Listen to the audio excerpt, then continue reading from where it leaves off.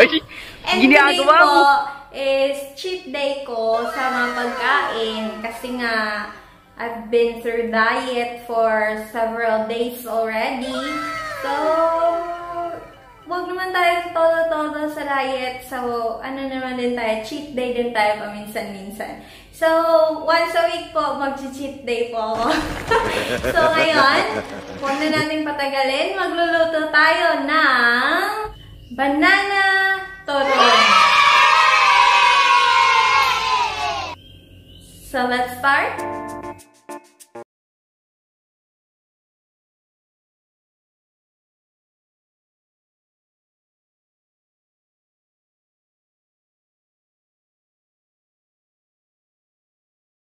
So, ito yung mga kailangan natin para sa ating turon or banana spring roll. Una, banana o saging na saba. Pangalawa ay ang spring roll pastry o yung tinatawag natin na lumpia wrapper. Pangatlo ay yung pure refined sugar or yung tinatawag natin na white sugar. Pwede din po tayong gumamit ng brown sugar, but for me, I prefer to use this one. Apat is yung water or tubig. Kailangan po natin to para ma-lock natin ng maayos or ma-roll natin ng maayos yung lumpia wrapper. Last po na kailangan natin is oil para sa pagprito. So, sisimulan na po natin. Unang-una natin gawin ay balatan yung saging at hiwain natin to sa gitna para madali po siyang maluto mamaya pag ilalagay na natin siya sa oil. So, ayan na guys. Nakakat na po yung banana natin.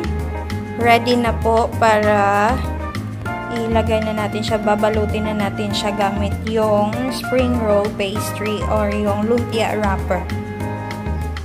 So, sisimulan na natin yung pag-wrap. Unang-una po natin gawin ay kumuha ng lumpia wrapper at ilapag ito sa malapad na plato.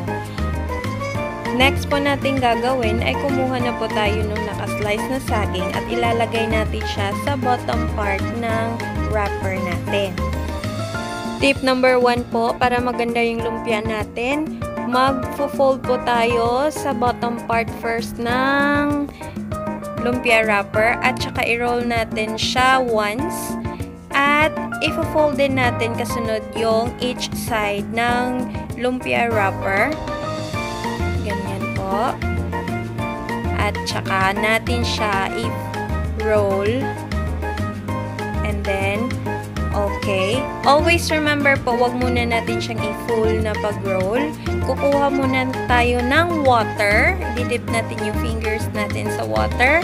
Tatap lang po. At saka lalagyan natin ng konting water yung last part ng or edge ng wrapper natin. Para didikit talaga siya sa saging. Or hindi siya mag-iba yung itsura niya mamaya pag lulutuin na natin. So, i-repeat lang po natin yung process.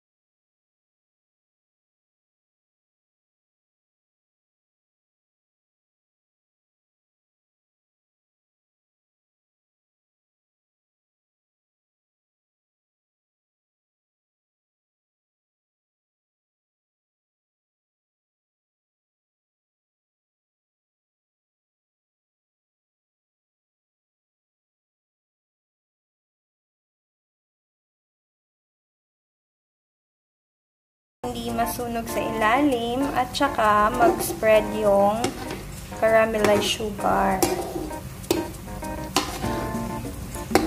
Po natin kung pwede na ba siyang i-flip. Alright, so pag ganyan na po yung ilalim, i-flip natin siya sa kabilang side hanggang lahat ng side ng turon natin may caramelized sugar. Flip natin siya ng ganito, mix lang dahan-dahan para lahat ng side ng turon natin may sugar. Para maganda yung resulta. Okay, hintayin natin na puno ng sugar yung lahat ng part ng ating turon. Okay, ayan na po. Pag ganito na po yung kulay ng turon natin, pwede na po natin siyang i-set aside. Tapos ilalagay na natin siya sa plato. 1 minute, 37 seconds later. Yan, ito na po yung turon natin. Ready na pong kainin. Ayan, even yung pagkalagay ng caramel niya. Alright.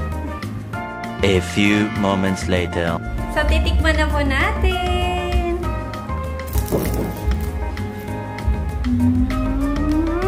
Sarap!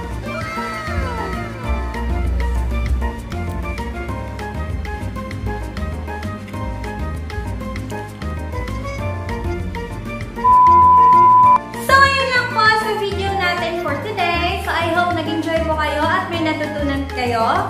So, before ko po i-end yung video ko, I would like to give shout out to Kia and Janjan and to the little princess, Baby Shasha. Hello! Shout out there. And also, shout out ko din po si Rainier. Follow nyo po yung YouTube channel niya. Ito po yun. Ang gaganda po ng mga cover niya ng songs. At saka, may good news po ako. I'd like to say thank you sa mga bagong subscribers ko po at pamilya ko dito sa YouTube channel ko. So, thank you po. Ito na po tayo ngayon. Malapit na po tayo mag 100 subs. So, pag-aabot po tayo ng 100 subs, may gagawin po tayo ng challenge. So, if may idea kayo kung anong challenge yung gagawin ko, please comment down below. And then, pipilian po natin, i-raffle po natin at magpipick po ako kung ano po yung mapipick ko. Yun yung gagawin ko na challenge pag aabot na tayo ng 100 subs. Okay!